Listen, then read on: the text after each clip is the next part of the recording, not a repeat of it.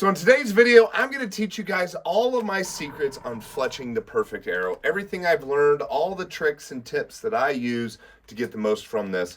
There's going to be a lot of stuff that you guys didn't know you could do to make your arrow better. So here we go. Let's go. Step number one, acetone.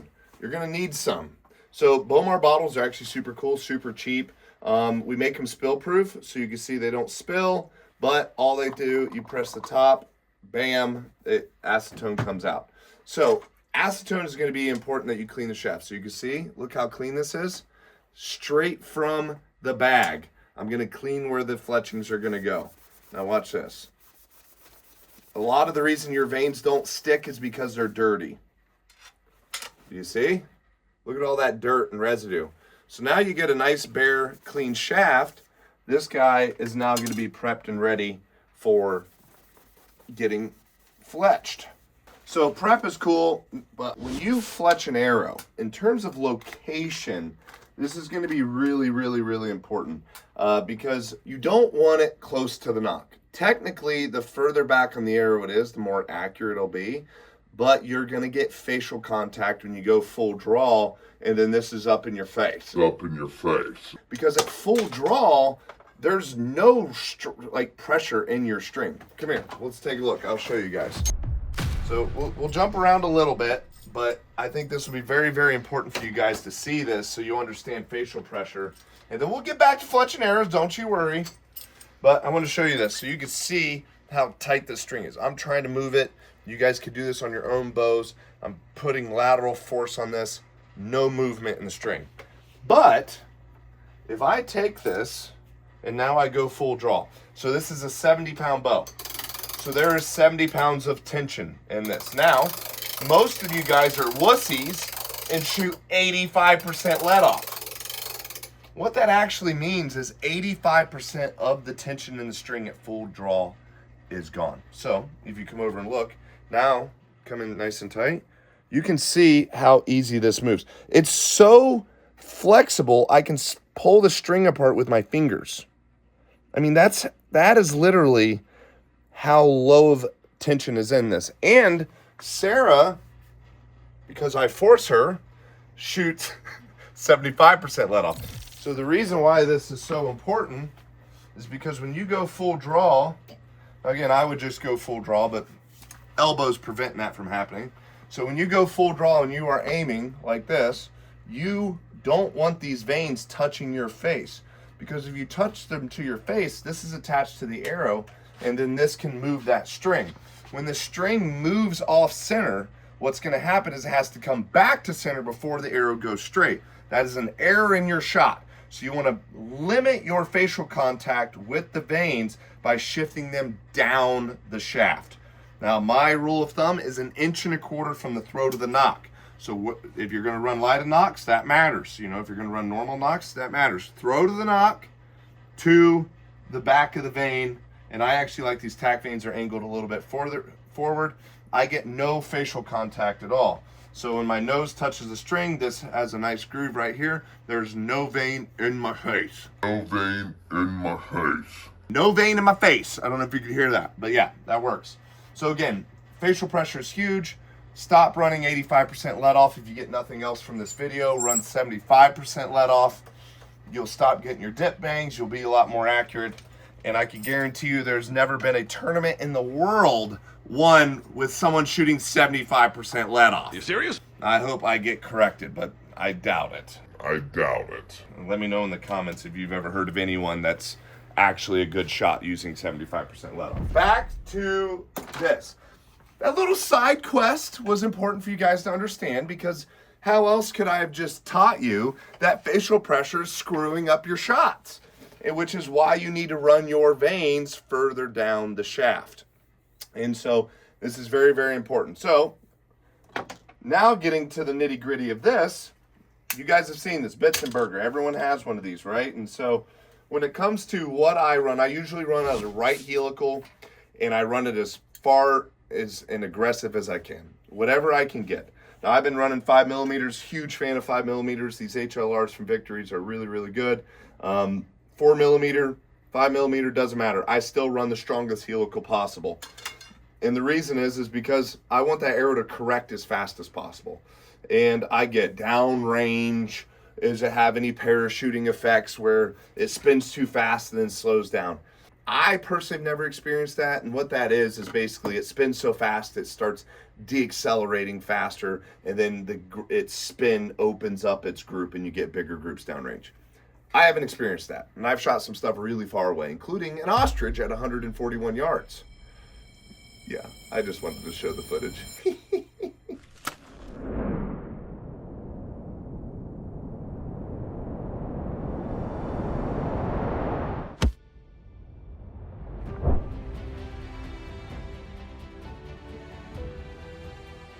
Yeah, I just weaseled that in there for you guys. Hey, I like to show off sometimes. That was a good shot. I'm proud of that. Leave me alone. Okay, so now what we're talking about, full helical, very, very important. Now I'm going to teach you guys how to make them super clean, no mess. I mean, just sexy. Sexy. It's going to get there, but there's more that I need to teach you guys with this. Alrighty, so let's load up here. We're going to get this guy in here. I also like shooting a 4 fletch. I've tried 3. You guys are better than me shooting 3 fletch. 4 is just better. I'm sorry. It's more accurate, stabilizes faster. I get way tighter groups, and I'm going to stick with 4. I've tried 3. I want 3. You think I like fletching 4 vanes? I don't want to fletch 4. It takes 25% more time. I don't want to do that, but I do it because it works better. So here we go. Now let's talk about modifying this guy. A traditional one of these that come is straight all the way across. I get why they do that. So when you get one straight, sometimes the gap right here where the vane sits is too high and you can't get a good seat on the actual vane itself. So what I like to do is I actually grind off this up here so then I can really get good contact with this vane. I hope that makes sense for you guys. So when the vane's in there, this will be touching the arrow before you can get good pressure down here. So what'll end up happening is you'll end up getting the tips of your vanes coming off, and it'll drive you crazy. So that's why I like to modify and grind this. In terms of other things I know you're gonna ask, do you shoot 90 or 120? What happened? I actually used to do a lot of the 120 degrees. You get more clearance that way as well. Another reason why I shoot 4 fletch. When you shoot 3, you have one vertical vane sitting up high. You're going to lose some distance. So if you're trying to gain the most amount of distance, run the 120 because that opens up the vanes to be a little bit more like this. They get a little more sight clearance. I've got a lot of sight clearance right now, so I'm good. I'm just going to run it at 90 and be done with it.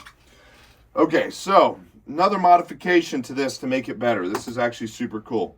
You see a lot of guys, what they'll do, I'll use blue because it might be easier to see, is they will take like this, and then they put a mark on the side. You see that? Right here, it looks good. If I angle it like this, you see how that looks further down? So you can't really get it perfect every time. So what happens is you'll end up having some a little shorter, a little less. So what I actually do is I'll take a razor blade and I'll actually mark right here on the bottom. I actually take this and I saw this in like this.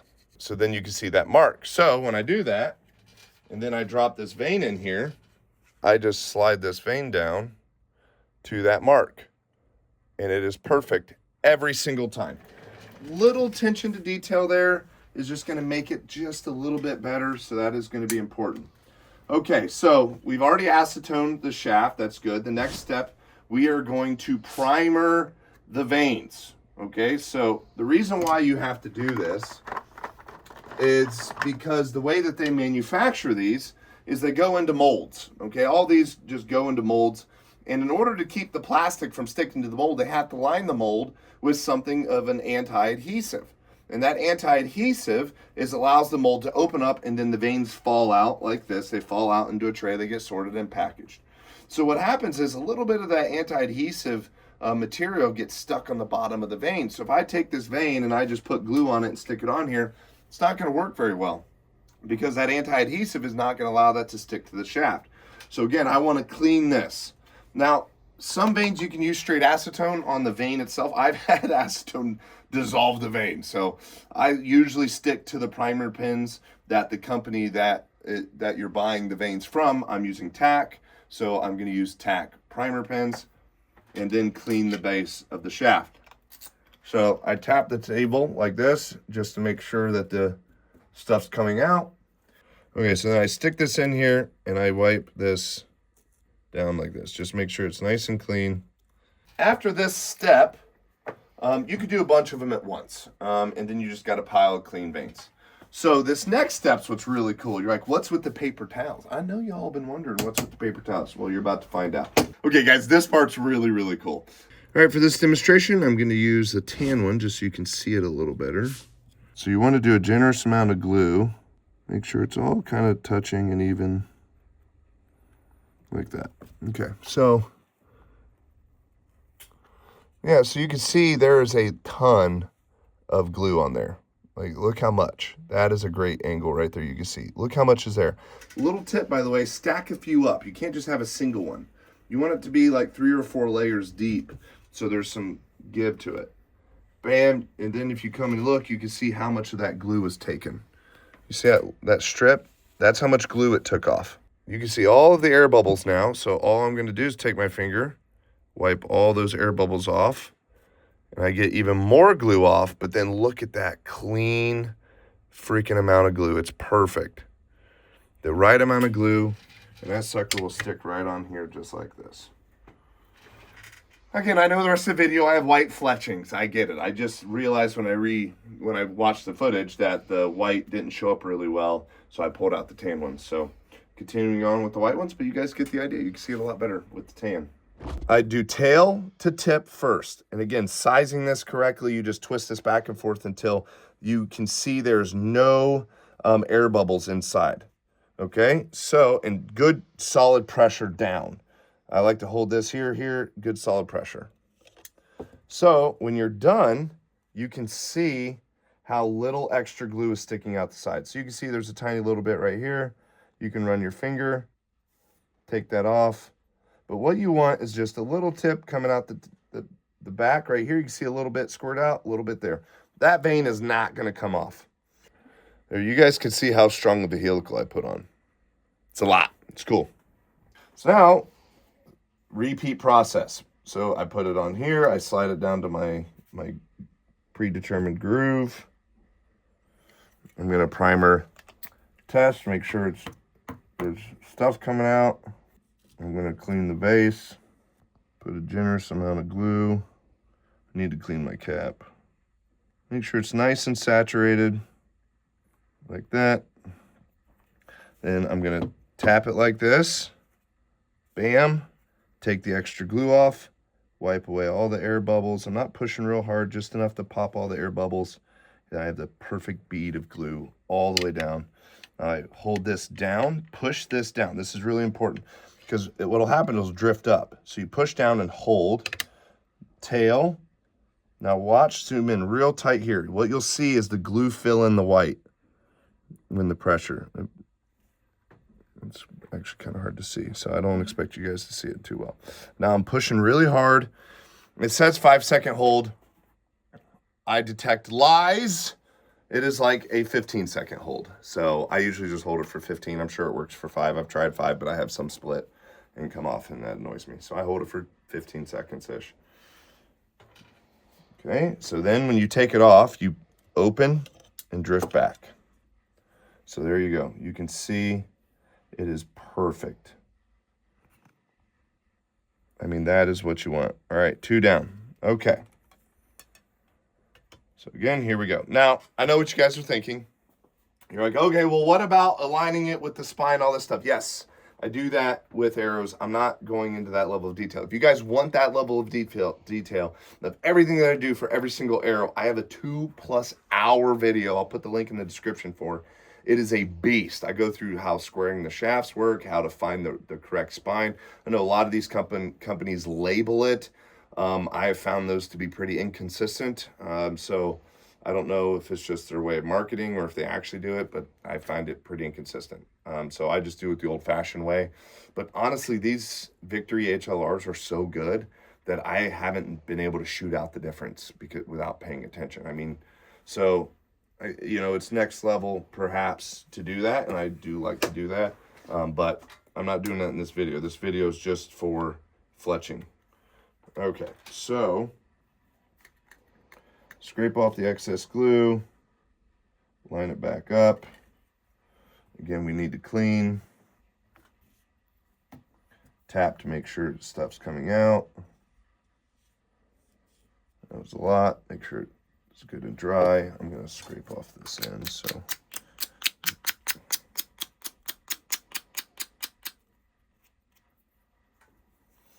all right, good. Again, big generous amount. Big generous amount. I want total saturation. Okay, just like that. Okay, then again, just tail to nose, takes all the excess glue, and then you got all the air bubbles, and I just gently wipe off the top, and then it just leaves a perfect bead of the perfect amount of glue. Tail, pressure, and then we just hold. I know this is tedious. I know this is next level. If you are fletching your own shafts, it's fun. Usually what I'll do is I'll put on a TV show or some sort of YouTube channel. You know, I hear Bowmar Bowhunting's really good. I would recommend watching Bowmar Bowhunting while you do this. They got some good stuff. Otherwise, throw on a TV show, whatever you want. And it's fun. It can pass the time. And then what you'll get at the end of this is a really perfect arrow. And these will not come off even with pliers. And that's the part. If you've ever had lots of vanes where they just fly off and they drive you crazy, I get it. It sucks. It happens a lot. So this will not happen when you fletch like this. A lot of reasons why fletchings get screwed up is because of excess glue or not clean surfaces. You have to clean the shaft with acetone. Not arrow wipes, acetone. It's cheap. Buy it on Amazon. Get yourself a Bowmar bottle. They're cheap. They're like 10 bucks. And you get like 3 of them. You get a little travel one too. And yeah, that is my shameless plug. I hope you do buy my bottles. I spent a lot of time figuring that out. So, you know, screw me for plugging it, I guess. But anyway, here we go. All right, big generous amount of glue again. Josh, you already showed us this tip. Hey, repetition is the mother of all skill. So you guys are just going to have to deal with it. We're going to keep going. Wipe off the excess glue. And if you feel like you want to leave a little extra at the tips, it's fine. We're almost done. Tail, nose, even pressure across. So a little bonus tip for you guys. If you're doing this and you realize there's an air gap in the middle, don't freak out. This little trick will help you big time. So what you do, and what I mean by that, if there's a little air bubble in there and you're not quite getting a good seed, maybe because this is off or something. What you do is you take a razor blade like this, you put in there to the base of the vane, and then you just press down.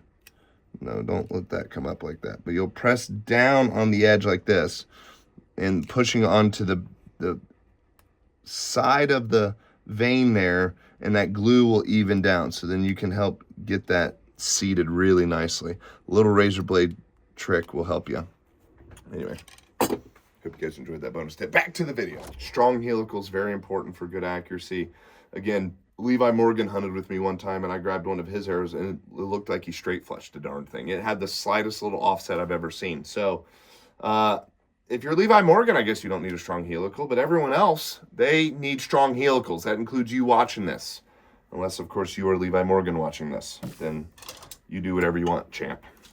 There you guys go. You can see that helical. It is sexy. That is what we want.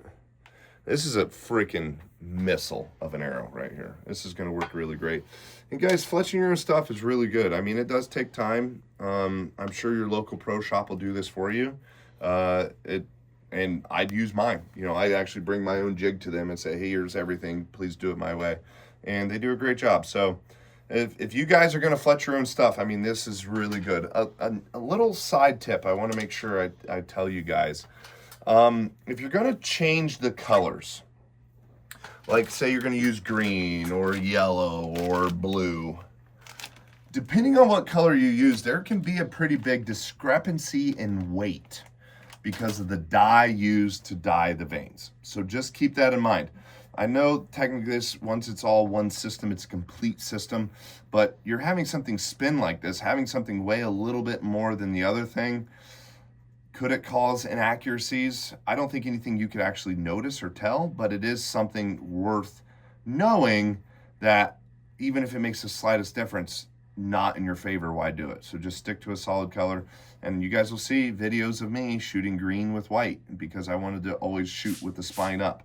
Actually, the video I shot the ostrich with. So, yeah, I don't know what I'm talking about. So I'm just giving you guys a little bit of some insight things. I don't know if it makes a difference. I don't know if you can shoot out the difference having vanes that way a little bit different, but something to take in consideration.